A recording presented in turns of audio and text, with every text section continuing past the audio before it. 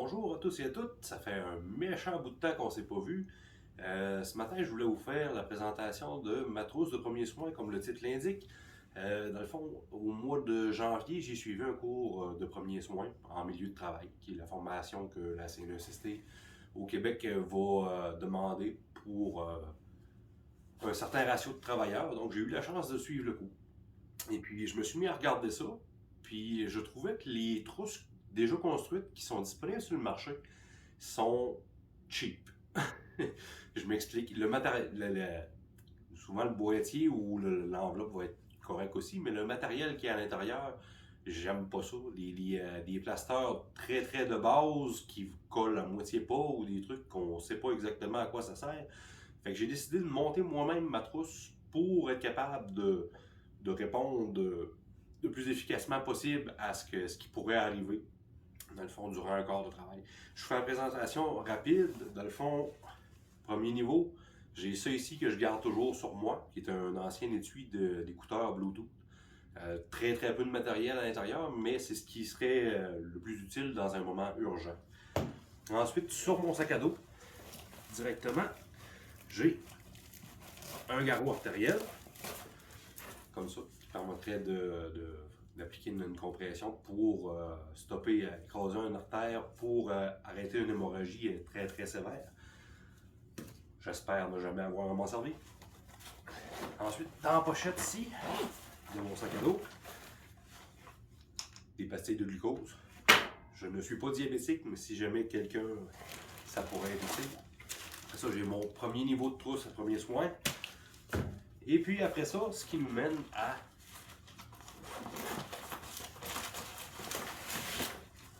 la grosse trousse. Celle-là, dans le fond, en ordre d'importance, ça pourrait servir si jamais quelqu'un faisait un arrêt cardiaque. Ça contient pas grand-chose, je vais vous le détailler un petit peu plus vite, un petit peu plus en profondeur. Trousse à petits bobos, petites brûlures, ça va tout être là-dedans. Puis ça, c'est pour les plus grosses, les trucs plus compliqués, les gros accidents. Accidents de la route aussi, ça pourrait servir aussi. Donc, on se rapproche un peu, je vous montre ça en détail. Donc, comme je disais, premier niveau, on va avoir premier niveau, niveau plus urgence. Dans ma petite trousse que je garde toujours sur moi, j'ai juste une paire de gants, puis un pocket mask pour administrer la RCR. Pourquoi ça? Parce que si jamais je devais envoyer quelqu'un chercher le restant de ma trousse, je pourrais déjà mettre mes gants, me préparer, commencer à faire le RCR si jamais besoin. Donc, c'est aussi simple que ça n'a pas besoin d'être plus compliqué. Juste un petit étui de même que je mets dans mes poches de bord. Le glucose, là, lui, il est loose dans une poche avec ma deuxième trousse. Dans le fond, ça, c'est juste quelqu'un qui ferait de l'hypoglycémie ou certains problèmes diabétiques.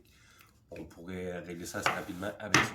Donc, les contenants sont déjà étanches. Pas besoin de le mettre dans un autre contenant. Garrot, un type tourniquet. Le fond, il est déjà prêt à utiliser. On va l'insérer par-dessus le membre qui est atteint. On va le serrer. Puis ça, je ne donnerai pas une formation ici ce matin pour comment l'utiliser. Mais je le garde toujours accessible sur le devant de mon sac à dos pour au cas où rapidement on devrait l'utiliser. Ensuite, ça, je l'ai mis dans un grand sac Ziploc. J'ai comme une certaine obsession compulsive. Non, c'est pas vrai, je blague. Mais je le mets là-dedans parce que des fois, mon sac à dos va être exposé aux intempéries, à la pluie. Donc, je veux que le matériel qui est à l'intérieur demeure sec. Donc, je me suis pas cassé la tête de midi à 14h. Donc, mon petit kit à bobo. Non plus, pas très compliqué. Encore des Ziplocs, mais pour une fin d'organisation.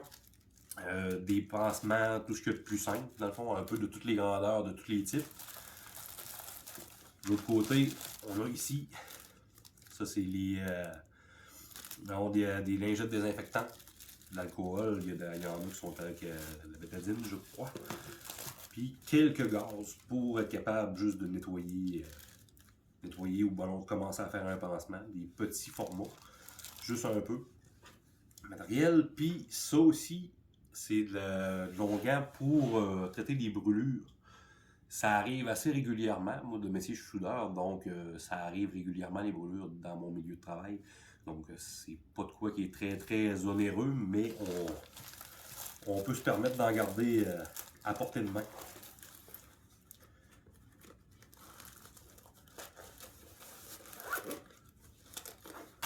Donc, notre grosse trousse, elle va être beaucoup plus complexe, beaucoup plus complète par conséquent. Elle a déjà deux coussinets abdominaux. Déjà, en partant, j'ai pris un plat de la marque Starfrit, juste par, pas pour la marque, là, mais juste par le fait que c'est un contenant rigide puis qui est étanche à l'eau. Donc, ça me permet de garder ça dans la pochette qui est dédiée normalement pour un ordinateur portable, puis la garder au sec, tout le matériel. Du ruban, bandage triangulaire, des ciseaux d'hiver pour les bandages, puis pour couper les vêtements en cas d'intervention.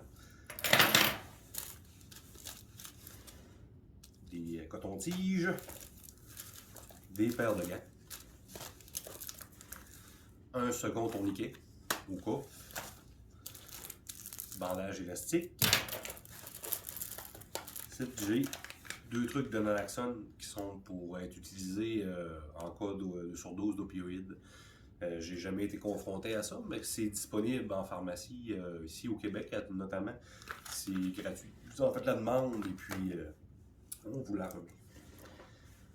Du ruban adhésif encore. Quelques, peut-être un peu trop de clés.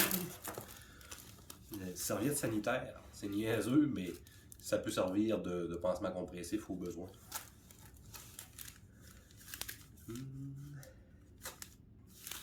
Des pads combinés, une autre serviette, on va en mettre deux. Des couvre-œils. Des compresses de gaz de grand format, puis de différents autres formats, c'est tous des gaz. J'ai un second bandage triangulaire. Ensuite, ici, ça c'est un ensemble qui est prêt pour faire des bandages aux yeux. Donc, on a des œils de pirate puis des gaz avec des cordons, puis c'est fait spécifiquement pour installer, pour bloquer les yeux. En cas.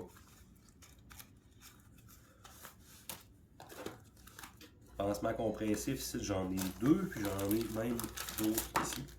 Compressif, encore un compressif. Un sac à vomi, finalement, un sac pour le recueil des déchets biomédicaux. Écrit en bon français, c'est juste un petit sac qui est jetable. Pansement de rapprochement, couverture de survie. Puis une compresse froide instantanée qu'on a juste à péter la bulle à l'intérieur, puis on va avoir ça.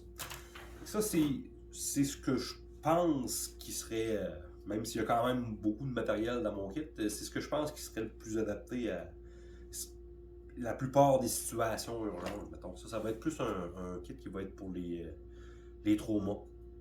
Donc, je vais ranger ça, je vous reviens quelques secondes. Donc, j'avais oublié j'ai pas oublié, mais en m'en serrant mes affaires, je me suis rendu compte que j'avais des trucs que j'avais oublié de vous parler. J'ai essayé ici, qui est des sacs Ziploc. Ça peut servir justement encore de sac à vomi. Ça peut servir aussi en cas d'amputation. Quelqu'un se coupe un doigt, on pourrait s'en servir pour l'envelopper là-dedans, pour le transport de poids. Et ensuite, j'ai mon masque pour le maxillaire avec la valve anti-retour dedans. Ça peut servir aussi pour appliquer un pansement sur un œil aussi si jamais il y a un corps étranger, juste pour éloigner, garder de l'espace et pour protéger l'œil de la victime. Donc avec ça, on est équipé pour aller à la guerre. Non, c'est pas vrai, on n'ira pas à la guerre avec ça. Mais sauf que si besoin est, ben, je pense que d'avoir pas mal tout le matériel nécessaire pour pallier pas mal tout ce qui peut arriver. Quand même, ça la route. Des fois, je fais quand même passablement de route. Donc, j'aime ça avoir un kit, une trousse à portée de main, au cas où. Puis, je pense que mon système, il s'en vient bien. Mettons, je vais probablement apporter quelques améliorations, mais pour l'instant, je trouve que ça me convient très bien. C'est quand même pas trop lourd à traîner parce que je le traîne mon sac à dos partout où je vais. Et puis, distribué comme ça ben, dans mon sac. Ça n'a pas besoin d'être plus compliqué que ça, même si ça l'est déjà beaucoup trop pour ça.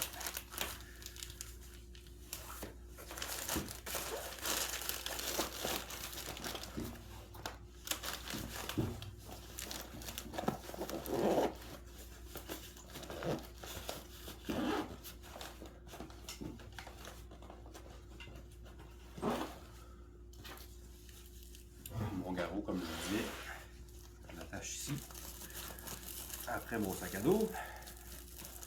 C'est toujours être accessible en cas de besoin.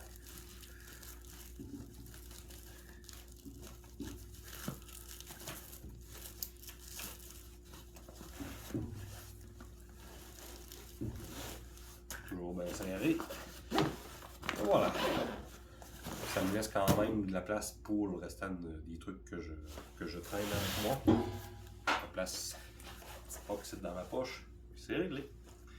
Donc, j'espère que la vidéo d'aujourd'hui vous a plu. Si c'est le cas, ben, prenez juste un instant pour cliquer sur j'aime et puis aussi pour vous abonner. Donc, je vous laisse un petit instant.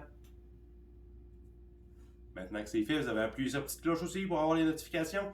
Parfait. Fait que je vous remercie d'avoir été des nôtres jusqu'à la fin du vidéo et on se retrouve pour une prochaine fois.